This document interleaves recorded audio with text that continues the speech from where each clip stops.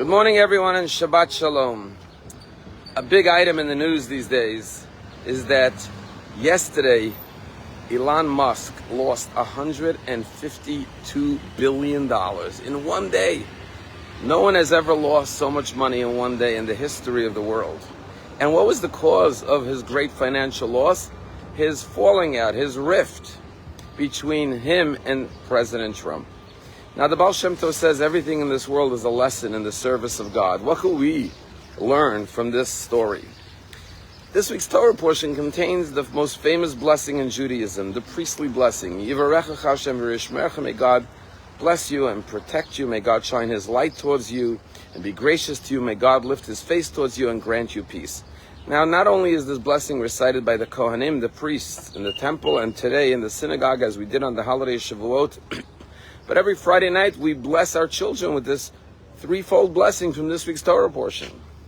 And the opening words say, may God bless you and protect you. And our rabbis say, what is the blessing and why does it need protection? And our rabbis say, may God bless you with wealth. And may God protect you from that wealth. Matter of fact, our rabbis say that the word mammon, which means money in Hebrew, equals 136 in the numerical value. And the word sulam, ladder, also equals 136. What's the connection between money and a ladder? And our rabbis say that like a ladder, money can take you up to the highest rungs. You can do the most wonderful things with your money, but also it could bring you down the ladder to the lowest levels through money. Money could be a uniting force in our lives, a positive, charitable, righteous force, or it could be a destructive force. And as someone once said, my whole life I was climbing the ladder of success. And when I got to the top, I realized that my ladder was leaning against the wrong wall.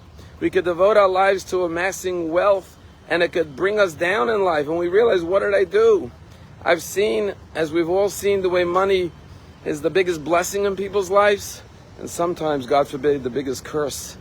I've seen families torn apart over money, relationships destroyed, terrible heartache and pain. And that's why the blessing of the priestly blessing says, may God bless you. You should have wealth.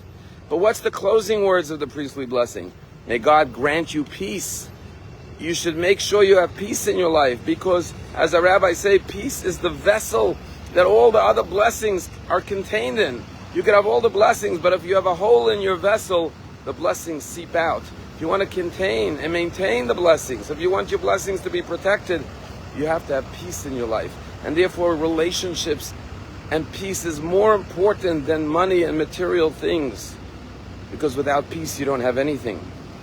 And this is the lesson I think we could all learn. Elon Musk lost $152 billion.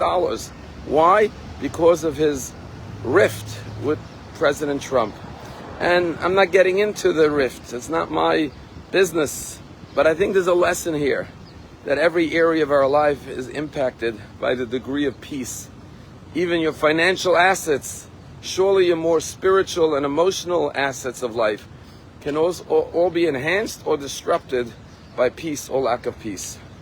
We live in a day and age where there's so much hatred, so much anti-Semitism. Just since Passover, there were 3 major incidents of anti-Semitism and hate against the Jewish community.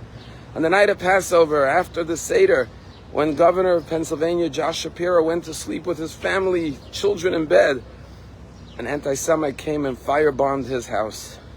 And then there was the tragic shooting of Sarah and Yaron in Washington, 2 innocent staffers of the Israeli embassy shot in cold blood, murdered.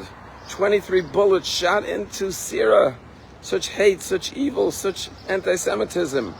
And then last Friday in Boulder, Colorado, we saw the tragedy of elderly people, including a Holocaust survivor, set on flames by yet another anti-Semite filled with hate. We look around the world and we see so much hate. And we look at the priestly blessing and we say, as a society, if we want a vessel that's going to contain all the blessings for our society, for our country, not just spiritual blessings, but the material blessings.